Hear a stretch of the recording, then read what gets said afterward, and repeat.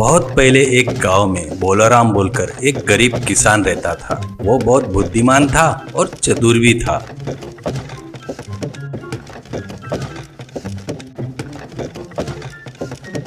इसलिए जमींदारों के बाजू में ताकतवर बनकर और गरीब किसानों के लिए भगवान बनकर रहता था।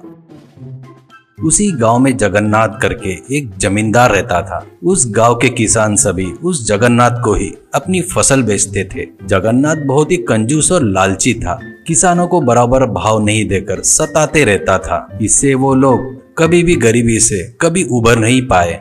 एक बार भोलाराम जगन्नाथ को अपनी फसल नहीं बेचने का निर्णय लेता है और फसल हाथ में आते ही पड़ोस के शहर में जाकर अपना धान बेचकर आए हुए पैसों से तगड़े मुर्गे खरीदता है और एक शिकारी को पैसे देकर 2 लोमड़ियां भी हासिल कर लेता है।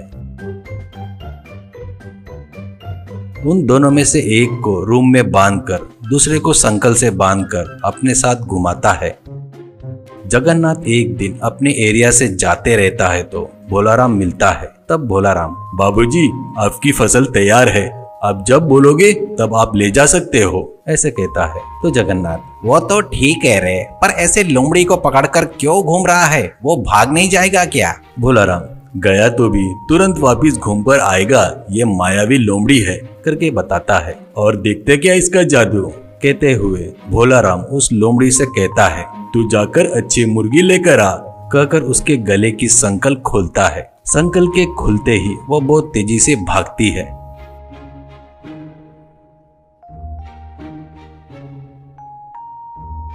तू पागल है क्या? वो लोमड़ी तो दोबारा तेरे नजर में आएगी नहीं, करके बोलता है जगन्नाथ। भोलाराम, आपको उसके बारे में नहीं पता, वो मायावी लोमड़ी है। कल आप हमारे घर पर खाना खाने के लिए आओ, आप आएंगे करके विश्वास से मुर्गियां मंगवा रहा हूँ, देर ना करते हुए जल्दी आना, ऐसा कहता है भोलाराम। अगले दिन दोपहर तक बढ़िया खाना बनाता है भोलाराम। उसका घर कुछ ही दूरी पर रहता है। तब उसको बिरयानी के मसालों की खुशबू आती है। वहाँ खाने के टेबल पर कई प्रकार के चिकन के आइटम बनाकर अलग अलग थालियों में तैयार था।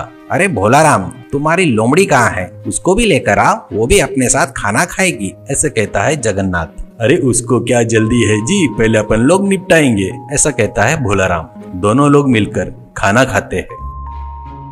खाना खाने के बाद जगन्नाथ को लोमड़ी की याद आती है। वैसे मायावी लोमड़ी मेरे पास रहा तो बहुत अच्छा रहेगा, करके सोचकर भोलाराम से कहता है, अरे जाओ अपनी लोमड़ी को लेकर आओ, देखता हूँ, करके बोलता है। जगन्नाथ की बातों पर खुद ही मन में हंसकर उठकर जाकर रूम में बांधकर रखे हुए दूसरे लोमड़ी को रस्सी से बांधकर बाहर लाता है। जैसे ही बाहर लाता है वैसे ही 500 सिक्के में बेचता क्या, करके पूछता है जमींदार जगन्नाथ। तो भोलाराम सिर हिलाते हुए, बेचना ही काम है, लेकिन उस पर मेरी जिंदगी की गाड़ी चलती है, उसको बेचा तो मैं भूखा मर जाऊंगा। तुमको देने वाला धान पूरा बकाया लेकर जाओ, पर लोमड़ी को मत मांगना, करके बोलता है। तुम्हारी भीख नहीं चाहिए, मुझे तो बस वो मायावी लोमड़ी चाहिए, ऐसा कहता है। 1000 मुद्राओं में लेकर जाता हूँ, ऐसा कहता है जगन्नाथ। आप इतनी ही जिद कर रहे हैं तो मुझे 1500 मुद्राएं दीजिए, कहता है भोलाराम मासूम सा चेहरा बनाकर। उससे कम बोलोगे तो नहीं जमेगा, भावबाजी नहीं होगी, ऐसे कहता है। जगन्नाथ खुश होकर 1500 मुद्राएं देकर लोमड़ी को लेकर जाता है। घर जाकर जगन्नाथ अपनी पत्नी रुक्मिणी से, देख मैं एक मायावी लोमड़ी खरीद कर लाया हूँ, वो अच्छे अच्छे मुर्गे को चोरी कर कर ला कर देगी, ऐसा कहता है। मैं मर भी जाऊँ तो इस बात पर यकीन नहीं करूँगी, ऐसा कहती है रुक्मिणी। जमींदार जगन्नाथ भी भोलाराम के जैसे लोमड़ी को पकड़कर, जा रे जाकर अच्छे मुर्गे पकड़ कर लेकर आ, करके बोलकर उसके गले की रस्सी खोल देता है। बस उसी क्षण वो भाग जाता है लोमड़ी। ऐसे बहुत दिन बीत जाते हैं पर लोमड़ी वापस नहीं आता। इससे जमींदार जगन्नाथ उसके साथ धोखा हुआ करके समझ में आ जाता है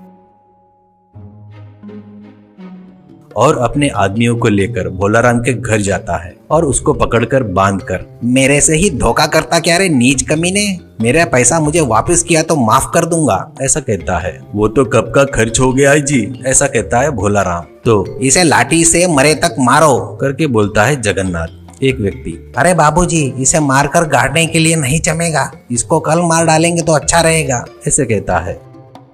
वैसे ही करेंगे, सुबह तक ठंड से मरने दो इसे। ये पहने हुए कपड़े ही रखकर इसे धानी से बांध दो। ऐसे कहता है जगन्नाथ।